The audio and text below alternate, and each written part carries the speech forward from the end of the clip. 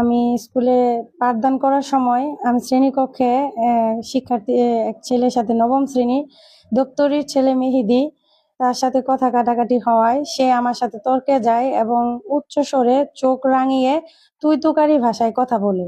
এই কথার পরিপ্রেক্ষিতে আমি তাকে একটা চর দিই। চর দেওয়ার পরে সে ওই ক্লাসে উপস্থিত ৩ জন শিক্ষিকা এবং একজন শিক্ষক থাকা অবস্থায় তার সকল নবম শ্রেণীর শিক্ষিকা নবম শ্রেণীর ছাত্রছাত্রীদের মাঝে উপস্থিত থাকা মাঝে সে আমাকে উল্টো চর মারে এবং ৪-৫টা ঘুষি মারে হাতে। মানে এটা খুব একটা শিক্ষকের কাছে লজ্জাজনক একটা অবস্থা। এই অবস্থায় মনে করেন একজন ছাত্র যদি শিক্ষকের গায়ে হাত তুলে, এটা পুরো শিক্ষক জাতির একটা কলঙ্ক। এটা মানে একটা শিক্ষকের মেনে নেওয়ার মতো অবস্থা নাই। আমি ৩ দিন যাবৎ প্রতিষ্ঠানে আমি এটার বিচার চাচ্ছি, কিন্তু এখানে ম্যানেজিং কমিটি নাই। স্কুলে কোনো শিক্ষা প্রতিষ্ঠান কেউ আমার সুষ্ঠু বিচার দিতে পারছে না। আজকে সকালে বসছিল বিচারের জন্য, সেখানে দপ্তরি ছেলে নেই। দপ্তরি ছেলে বাড়ি থেকে পালিয়েছে। দপ্তরিকে জিজ্ঞেস করা হলো তার ছেলে কোথায়, কিন্তু তার ছেলে পালিয়েছে, ছেলে নাই। আসল এখানে মূল কালপিট হচ্ছে দপ্তরি। তার কারণে আজকে ছেলেটা এতটুক পর্যায়ে আসছে, স্যার ম্যাডামদের গায়ে হাত তুলতে পারে। সে প্রশ্রয় দিয়েই এইটুকু অবস্থায় নিয়ে আসছে। একটা সাধারণ শিক্ষার্থীর কিন্তু কখনোই সাহস হবে না শিক্ষকদের গায়ে হাত তোলা, চোখ রাঙিয়ে কথা বলা। সে দপ্তরি দেখে তার দপ্তরি ছেলে এতটুকু সাহস হয়েছে। আর আমাদের দপ্তরি স্কুলের সে নিয়ম শৃঙ্খলা মানে না। সে মানে শিক্ষকদের সাথে তর্ক করে কথা বলে।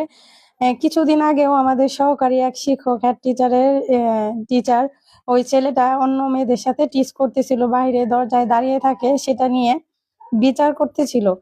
মানে ক্লাসে নিয়ে আসছিল ওই ছেলেটাকে কিছু ব্যাট দিয়ে বাড়ি দিছিল।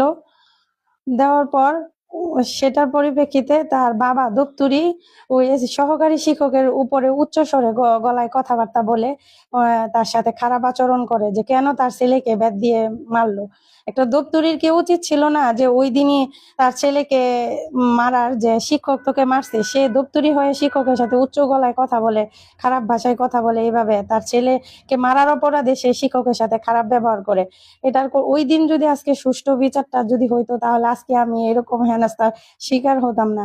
আজকে যদি আমার জায়গায়, এখানে আমি স্থানীয় না, আমি অন্য এক বিভাগের এনটিআরসির মাধ্যমে নিয়োগ হয়ে আমি নতুন এক জেলায় নতুন বিভাগে আমাকে এখানে দিয়েছে। তো এখানে আমার নিজের জীবনের নিরাপত্তা নাই। আমি ক্লাসে এখানে হেনস্থ হয়েছি, সবার সামনে অপমানিত হয়েছি। এখন আমার নিজের জীবনে নিরাপত্তা নাই। আমি কিভাবে বিদ্যালয়ে যাব, আমি চাকরি করব, এখানে এটা আমি ভেবে পাচ্ছি না। আমি এখন প্রতিষ্ঠানে যাইতেও আমার খুব কষ্ট হচ্ছে, নিরাপত্তা নেই। এমনকি আছে আমাকে আরেকদিন তো পিস্তল ধরেও আমাকে মারার হুমকি দিতে পারে, মেরেও ফেলতে পারে। আমার নিজের জীবন নিরাপত্তা নাই। কারণ যেখানে প্রতিষ্ঠানরা কোনো কর্তৃপক্ষ কিছু করতে পারে না, তারা কোনো কিছু সমাধান দিতে পারে নাই, আমি এখানে নিজের জীবনে নিরাপত্তা কিভাবে পাবো? সাধারণ এক শিক্ষকের গায়ে হাত তোলা পর্যন্ত এটা কোনো কিছু হয় নাই। তো নিজের জীবনের নিরাপত্তাটা তো আমাকে কেউ দিবে না, অন্য বিভাগের। আর এখানে শিক্ষকরা কে কার পক্ষে নিয়ে কার পক্ষে কথা বলছে, এগুলো আমার জানার বিষয় না, দেখার বিষয় না। মাধ্যমিক শিক্ষা অফিসার বিভিন্ন লাইভ কাস্ট নিয়মিত এগুলা হয়েছিল মিডিয়ার মাধ্যমে, স্যারের মাধ্যমে নাকি খবর পৌঁছেছে, কিন্তু আমি স্যারকে নিজে থেকে কিছু জানাইনি। মানে হ্যাঁ, প্রধান শিক্ষককে জানিয়েছিলাম। স্যাররা বললো, ম্যাডাম আপনি আগেই জানেন না, আমাদের আগামীকাল 9টার সময় আমরা একটা বিচার করব, আপনি বিচার সুষ্ঠু ব্যবস্থা যদি না পান তাহলে আপনি উপরের দিকে যান। আমি চাই একটা সুষ্ঠু বিচার যেন পৃথিবীতে ইতিহাসে সাক্ষ্য হয়ে থাকবে। কোনো স্টুডেন্ট যেন শিক্ষকের গায়ে হাত তোলার আগে একবার হলেও ভাবে যে এরকম অন্যায় করা যাবে না, তাদের যেন আত্মা কাঁপে এরকম। আর দপ্তরি তার উচিত শিক্ষা হওয়ার দরকার, তার কারণেই তার ছেলের আজকে এই পরিস্থিতি অবস্থা। আর দপ্তরি কোনো শিক্ষকদের সম্মান করে না, তার জায়গাটা সে কোথায় সে জানে না।